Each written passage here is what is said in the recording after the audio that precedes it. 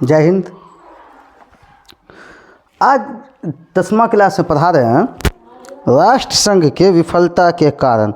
ऐसी क्या वजह थी कि प्रथम विश्व युद्ध के बाद राष्ट्रसंघ तो बना, लेकिन राष्ट्रसंघ जिस शांति सम्मेलन के लिए बनाया गया वो सफल नहीं रहा, है ना। राष्ट्रसंघ का विफलता के कारण।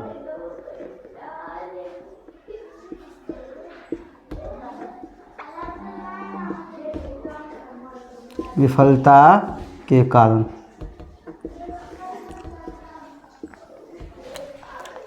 चलते हैं इसमें। राष्ट्रसंघ के विफलता के कारण में हम ये बता सकते हैं कि, और हाँ, यही राष्ट्रसंघ की विफलता के कारण ही द्वितीय विश्व युद्ध का शुरुआत हुआ। क्या हुआ? पहला पॉइंट, शांति समझौता हुआ ना।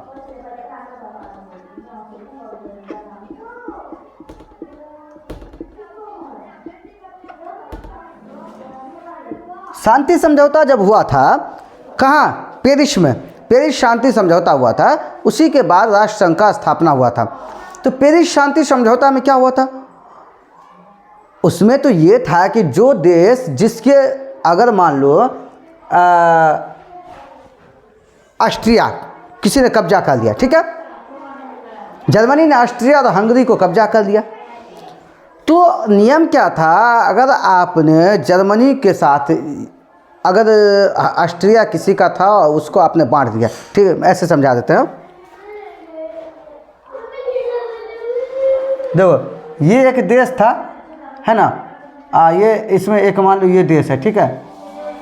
इसको क्या किया गया था? इतना दूर को काट करके किसी ने क्या किया था? ये बगल का देश क्या किया? ये अपने में कब्जा करे। ये वाला देश क्या किया? इसको खुद में मिला लिया। तो युद्ध के बाद तो होना चाहिए था कि ठीक है, ये देश जिसको देना था वो आपने क्या किया? इसका था और इसको दे दिया। ये देश जहाँ तक है, ठीक है। लेकिन यहाँ पे सारे देशों के साथ आपने न्याय किया, लेकिन जर्मनी के साथ क्या किया? अन्याय किया। जर्मनी के साथ क्या किया गया? अन्याय किया गया था। जर्मनी का जिन लोगों पे कब्जा किया था उसको तो अलग कर ही दिया, साथ में जर्मनी को क्या किया था? विघटीकरण कर दिया। जर्मनी को काट करके रख दिया, यानी जर्मनी को क्या किया? कई तरह से बंटवारा कर दिया। जर्मनी ने क्या किया?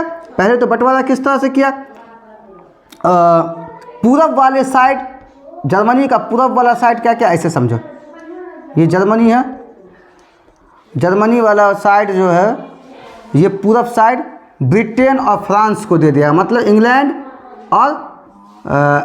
और फ्रांस को दे दिया। ब्रिटेन और फ्रांस को दे दिया गया। और पश्चिमी भाग में क्या किया गया? ये भाग रूस को दे दिया गया। क्या किया गया? इसका पश्चिमी भाग रूस को दे दिया गया। और ये रूस के आसपास था, ये रूस के आसपास था। तो रूस क्या किया? अभी पता है कि रूस में अक्टूबर आते ही काफ़ी ठंड सर्द पड़ जाती है, काफ़ी क्या होती है? सर्द पड़ जाती है, और समुद्र का पानी पूरी तरह से बर्फ़ बन जाता है। ऐसे सिचुएशन में रूस वाले का आना जाना और ना कहीं भी किसी भी तरह का काम करना क्या होता है? बहुत ही मुश्किल हो जाता है। खास करके उसका तय करना, खास करके तय करना क्या होता है? मुश्किल हो जाता है कहीं आने जाने में। तो जो रूस वाले, इन्होंने क्या किया? जर्मनी के आधा भाग काट करके क्या किया? रूस को दे दिया, ताकि रूस वाले लोग आकर के यहाँ पर बस जाए। रूस में, जर्मनी में रूस के कंपेयर में कम ठंडा पड़ती है ना। उसके साथ इसने क्या किया कि बर्लिन से होकर इन्होंने क्या किया? जर्मनी इस साइड मान लो, ठीक है, हम ऐसे इसको बांट सकते हैं, इसको हम ऐसे बांट सकते हैं कि जर्मनी था, जर्मनी को काट दिया और क्या किया? जर्मनी का आधा भाग इधर कर दिया और आधा भाग इधर कर दिया। अब बीच में क्या किया गया कि ये लोग बाहर ना जा पाए, इसके लिए इधर से एक दीवार डाल दिया है, जिस दीवार का नाम था बर्लिन की दीवार, जिसका नाम दिया था बर्लिन की दीवार, है ना। मतलब कि ताकि इधर से ब्रिटेन फ्रांस इसको रोक करके रहा, इधर से रसिया क्या करे? उसको तो घेर कर रखा है, साथ ही उधर से कोई बाहरी शक्ति इसको मदद करने के लिए ना आ जाए।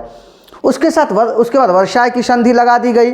वर्साय के अपमानजनक संधि में किस तरह का था वो तो पढ़ा दिए थे, है ना, कि जितना भी नुकसान हुआ वो जर्मनी को देना पड़ेगा प्रथम विश्व युद्ध का, है ना।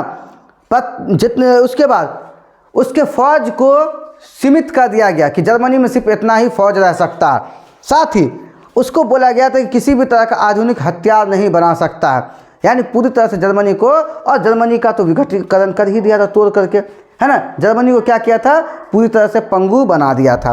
उसके बाद इसमें संयुक्त राज्य का अमेरिका का, यानी यूएसए का, यूनाइटेड स्टेट ऑफ अमेरिका, संयुक्त राज्य अमेरिका का अलग रहना।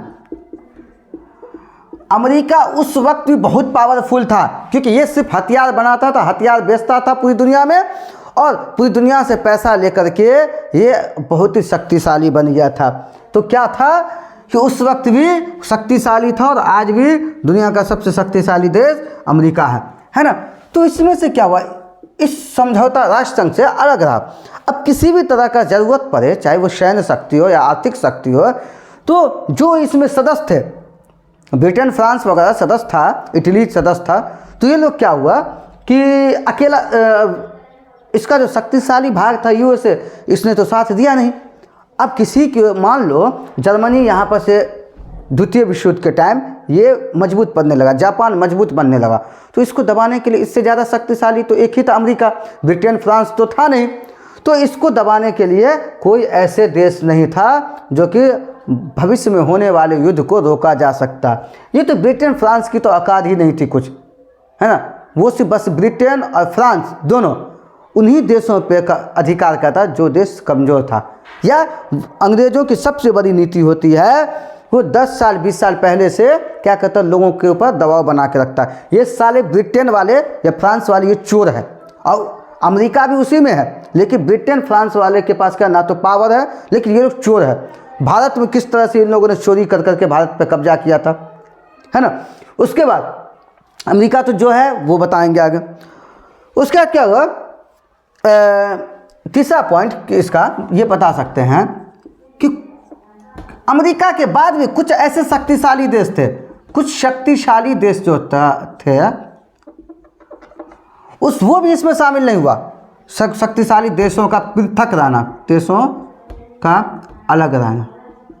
अब कौन कौन सा देश था देखो, कुछ शक्तिशाली ऐसे देश थे जो क्या हुआ कि इस युद्ध से, है ना, क्या हुआ, अलग रहा। जैसे, और इसमें सदस्य का क्या हुआ, इटली भी क्या किया, इटली भी शक्तिशाली था, वो भी क्या किया, अलग हो गया। इंग्लैंड फ्रांस सोवियत संघ हितों में साधना कर,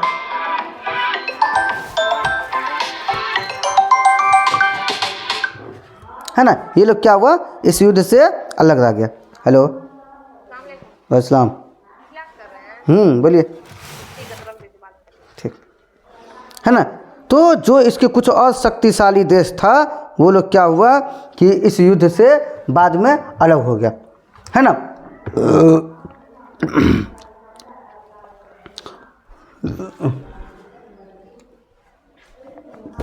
इसके बाद अगर द्वितीय विश्व युद्ध से पहले सैन्य शक्ति का अभाव, सेना की कमी की वजह से, अगर हमारे पास सेना है, हमारे पास शक्ति है, तो हम क्या करेंगे, पूरे आसपास के लोगों को, लड़ाई को हम लोग क्या कर सकते हैं, सेना को भेज करके रोक सकते हैं। अब यूएसए, संयुक्त राष्ट्र संघ के पास सेना की संख्या नहीं थी कि अगर किसी देश पे अगर हमला किया जा रहा है तो अपने सेना को भेज कर क्या करें, उस लड़ाई को रोक सकते हैं। उसके बाद आर्थिक में भी, पैसे में भी यही मामला हुआ था कि पैसा नहीं था कि किसी कमज़ोर देश पे अगर कोई मजबूत देश हमला कर रहा है तो उस पर क्या करें, अपना पैसा लगा करके क्या करें, वहाँ पे उसको मजबूत बनाया जाए। उसके बाद उस तरह का न्यायालय नहीं था कि सही दिशा निर्देश दे करके किसी जो देश किसी कमज़ोर देश पे या बिला वजह कोई देश दूसरे देश पे हमला कर रहा है तो उस पर प्रतिबंध लगा सकते हैं। मतलब ना ही सेना के शक्ति था, ना ही पैसा था, और ना ही न्यायालय उस तरह का था, है ना। तो इस तरह से क्या हुआ कि संयुक्त राष्ट्र संघ कमज़ोर पड़ने लगा, या मतलब राष्ट्र संघ कमज़ोर पड़ने लगा। उसके बाद क्या हुआ कि कमज़ोर होते होते बाद में तानाशाहों का उदय हो गया, जैसे फासीवाद और नाजीवाद, ये दोनों उगा और अपने आप को शक्ति बढ़ाना शुरू कर दिया। ये दोनों तानाशाह, इसको भी नहीं रोक पाया। इससे क्या हुआ कि अब पावरफुल देश से टकराने लगा। मतलब जैसे जर्मनी और जापान क्या किया, ब्रिटेन फ्रांस से टकराने लगा, है ना। तो इस तरह से क्या हुआ, राष्ट्र संघ लगातार फेल करते रह गया। राष्ट्र संघ का जो विफलता का जो कारण था वो इन्हीं कारणों से था। न तो सेना था, न पैसा था, ना ही उसको शक्तिशाली देश का समर्थन था, है ना। उसके बाद शांति समझौता में सबसे बड़ा ब्लंडर किया था कि वो पेरिस के शांति समझौता में जो लगाया गया था किसके खिलाफ, जर्मनी के खिलाफ, वो नहीं लगाना चाहिए। तो वो लगा करके और वहीं पर क्या किया था, इसका असफलता का और विफलता का कारण बन गया था, है ना। अब इसके बाद हम अगला टॉपिक्स क्या है,